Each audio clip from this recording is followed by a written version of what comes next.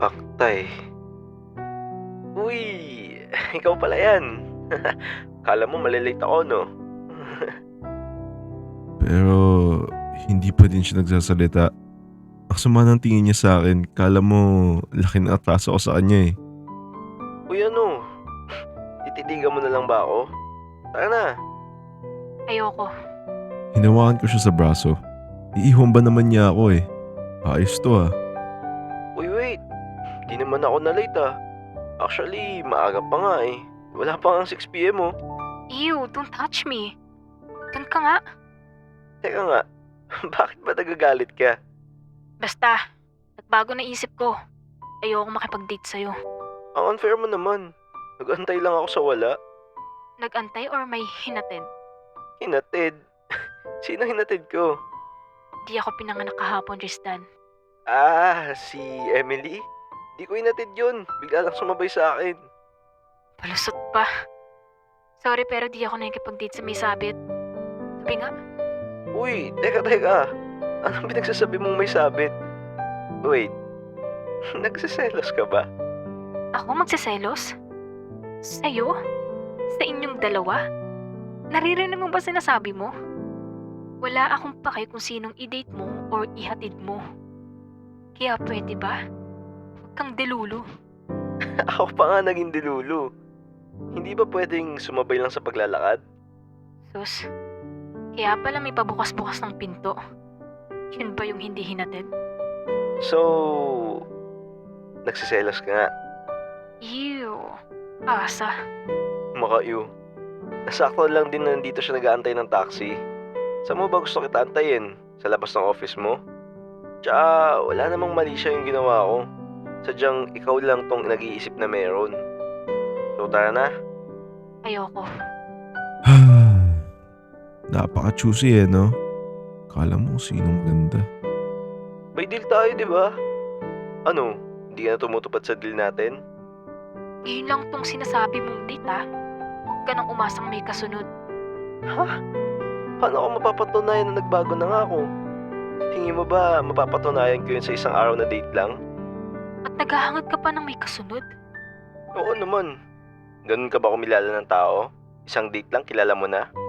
Kilala naman kita dati pa. Hindi na ngayon. Ibang taste na ata tong kaharap mo. Bakit? Mas lumala ba? Anong lumala ka dyan? Natupad ko na ata pangarap ko ngayon. Ano? Hindi mo yung malalaman kung isang beses lang tayo magde-date. Eh di sabihin mo mamaya. Kulang na sa oras, Gwen. Gabi na rin kasi kaya di ka rin pwede magpagabi. So, anong gagawin mamaya? Tunga nga lang. Eh di kwentuhan. Sus ko. E di sana nakipagkwentuhan ka na lang kay Emily. Ayan ka na naman eh. Siyempre iba pa din pag ikaw yung kakwentuhan ko. Tara na, anong oras na eh? Saan mo ako dadalhin? Eh di kung saan tayo dadalhin. Wow, yan yung nagbago ah. Baka dalhin mo lang ako sa tabi-tabi. Ang cheap mo naman. Uy, grabe to. Ano, aalis pa ba? O tutunga nga na lang? Sabi ko nga, mag-grab tayo. Wait, don't tell me na hanggang ngayon wala ka pa ding sasakyan. Ay yun lang. Nawala sa isip ko na maharte pala tong kasama ko. Ano na to? Ay wait, alam ko na. Sinasabi mong wala. Mas preferred ko lang mag-grab. Ayoko lang ilabas yung sports car ko. Tao attention kasi yun. Sports car pa ang nais. Di ba nga dapat nilalabas mo siya kasi nga achievement mo yun? Sorry, pero low-key ako eh. Hindi naman kasi tulad mo dyan na pag may na-achieve, akala mo kung sinong mataas. Paparinig ka ba? Bakit? Tinamahan ka? Okay, buo na pala desisyon ko. Ayoko nang makipag-date. Uy, wait. Joke lang eh. Pinapatawa ka lang. Plano ko kasi kapag mataas sa position ko, tsaka ko lang siya gagamitin. Kaya naman kung ang baba ko tapos ang ganda ng sasakyan ko, di ba? Sa ngayon, mag-grab muna tayo. Pero promise, sa next date natin, dadaling ko siya. I-make sure mo. Ayoko yung puro sabi, pero wala namang mapakita. Yabang talaga eh no? Pero yari, kailangan makapag-isip kagad ako ng plano ko.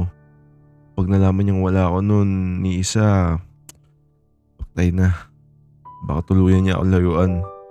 Nakarating na kami sa pupuntahan namin at mukhang disappointed siya kasi dinala ko siya sa Jollibee. Dito na tayo. As in dito? Oo. Wow. Last na punta ko dito, batang-bata pa ako. Oh, edi naalala mo inner child mo? Seryoso, Tristan? Dito talaga? Baka ako pang bayad ng kakainin natin. Uy, hindi ah. So, ano lang? KKB? Ako nga magbabayad. Saan mo ba gusto? Sa McDo? Haha, kakatawa. Unang date Jollibee. Galing mo magpatawa. Sabi na eh, hindi niya magugustuhan dito. Maarte kasi. Hindi ko naman talaga balak dalhin siya dito.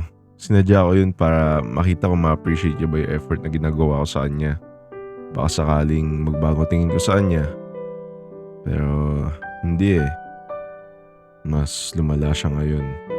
Hindi na katulad ng dati na kahit sa present ko siya dalhin, natutuwa siya. Nakakamiss lang din kasi lalahanin yung mga dati naming memories. Yung tipong na-appreciate niya yung mga binibigay ko sa kanya kahit maliliit na bagay. Pero haapak lang ng ibang bansa, parang ibang Gwen na yung umuwi dito sa Pinas. Grabe to. At least nga nag-effort ako daling ka dito. Wow. Ikaw ba nag-drive para sabihin mong nag-effort ka dalhin ako dito? May magagawa pa ba ako? Pumasok na lang tayo para matapos itong araw na to. Pumasok kami sa Jollibee pero mukhang maubos lalo pasensya nito ni Gwen dahil sa sobrang haba ng pila. Kaya mo ba magantay ng kahit 30 minutes lang? May magagawa pa ba ako? Saglit lang naman yun. Sa'yo, oo. Pero paano naman ako? Mas marami ang gagawin ko kaysa sa'yo. Sayang ang oras ko sa'yo eh. Hindi ka naman ganyan dati. Hindi ka naman nagreklamo dati kahit isang oras ka pa maghintay. Hindi na siya kabibo. Nag-phone lang siya nun kaya iniwan ko muna siya para mag-order. Ito na po order niyo, sir. Sensya na po kung medyo natagalan. Okay lang po. Salamat po. Gusto pala nung nag-abroad ka? Di ba bakita? Ito, successful na sa buhay. Eh ikaw kaya? Ano ba gusto mong malaman?